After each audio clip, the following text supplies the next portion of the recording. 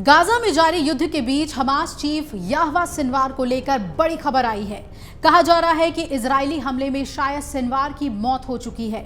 Israeli media की कई reports में इस बात का खुलासा किया गया है कि इजरायल मौजूदा समय में याह्वा सिनवार की मौत को लेकर जांच कर रहा है, क्योंकि उम्मीद जताई जा रही है कि हालिया हवाई हमले में उसकी मौत हो गई है। इजरायली न्यूज बेन कैस्पिट ने इस बात का दावा किया है कि सैन्य खुफिया जानकारी के बाद इस मसले की जांच की जा रही है। सैन्य खुफिया जानकारी में कहा गया है कि हाल ही में आईडीएफ की तरफ से गाजा में किए गए हवाई हमले में सिनवार मारा गया है। कैस्पिट ने सूत्रों के हवाले से कहा है कि इसके पहले भी सिनवार की मौत को लेकर दावे किए जा चुके हैं, लेकिन कुछ दिनों बाद वो फिर से दिख जाता है।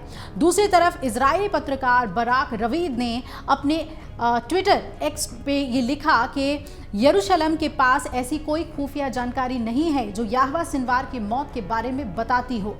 अब आपको बता दें कि 7 अक्टूबर के हमले का मास्टरमाइंड है याह्वा सिनवार। इजरायली पत्रकार ने एक अधिकारी के हवाले से कहा कि ये सब अनुमान और उम्मीदें हैं। इसके पीछे सिर्फ इतना तथ्य है कि पिछले हफ्ते से ही याह्वा सिनवार से संपर्क नहीं हो पाया है। याह्वा सिनवार को पिछले साल 7 अक्टूबर को इजरायल पर हुए हमले का मास्टरमाइंड माना जाता है।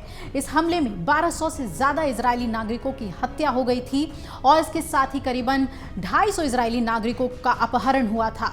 इस हमले के बाद से इजरायल और हमास का संघर्ष जारी है। अब याह्वा सिनवार की मौत पर आईडीएफ ने क्या कहा है, आपको ये भी बता दें। वाला न्यूज ने बताया कि याह्वा सिनवार की हत्या से जुड़ी रिपोर्ट को इजरायल की खुफिया एजेंसी शिन बेट ने खारिज कर दिया और उसका मानना है कि सिनवार अभी जिंदा है। यरूशलेम पोस्ट ने यह भी कहा कि आईडीएफ ने कहा है कि याह्वा सिनवार की मौत हुई या नहीं हुई, इन दोनों बातों के बारे में स्पष्ट कुछ नहीं कह सकते हैं। यरूशलेम पोस्ट ने कई स्रोतों से ये जानकारी लेने की जानकारी दी थी, लेकिन पुख्ता जानकारी कहीं से भी नहीं मिल पाई। बीच में आपको याद होगा कि खबर आई थी कि अमेरिका को उसके बारे में कुछ जानकारी मिली है, लेकिन वहां भी कामयाबी नहीं मिली। कमांडो की छापेमारी से पहले ही वो अपना ठिकाना छोड़कर फरार हो गया था। अमेरिका के अधिकारी कहते हैं कि याह्वा सिनवार अलकायदा के सरगना ओसामा बिन लादेन की तरह ही चिट्ठियों से संदेश भेजता है और मोबाइल या फिर अन्य चीज़ों का इस्तेमाल ही नहीं करता, इसलिए उसकी सही लोकेशन के बारे में जानकारी नहीं मिल पाती है। याह्वा सिनवार ने ही पिछले साल 7 अक्टूबर को इजरायल पर हमले की पूरी प्लानिंग बनाई थी। मास्टर प्लानर वो कहा जाता है। और ईरान में पिछले महीने हमास के पूर्व चीफ हानिया की मौत के बाद से ही याह्वा सिनवार को हमास का नया चीफ बना दिया गया था। आपको बता दें कि इजरायल पर हमले के आरोपी याह्वा सिनवार की लोकेशन 31 जनवरी 2024 को अमेरिकी और इजरायली खुफिया एजेंसियों को मिली थी। इजरायल की स्पेशल फोर्स के कमांडोज ने दक्षिणी गाजा की सुरंग में छापेमारी की, लेकिन वो वहां से पहले ही फरार हो गया था। इजरायल को वहां कुछ कागजात और करीब 8 करोड़ रुपए मिले थे। याह्वा सिनवार को इजरायल ने कई बार मारने की कोशिश की, लेकिन बचकर निकल जाता था। अधिकारियों का मानना है कि सिनवार अपनी बात पहुंचाने के लिए कुरियर सिस्टम का इस्तेमाल करता है। याह्वा सिनवार को पकड़ने के लिए इजरायल की खुफिया एजेंसी और अमेरिकी इंटेलिजेंस को मिलाकर एक टास्क फोर्स बनाई गई है।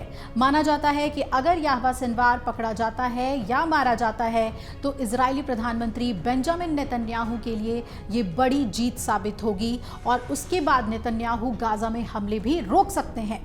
अब आपको बता दें कि इजरायल की सेना को एक वीडियो मिला था।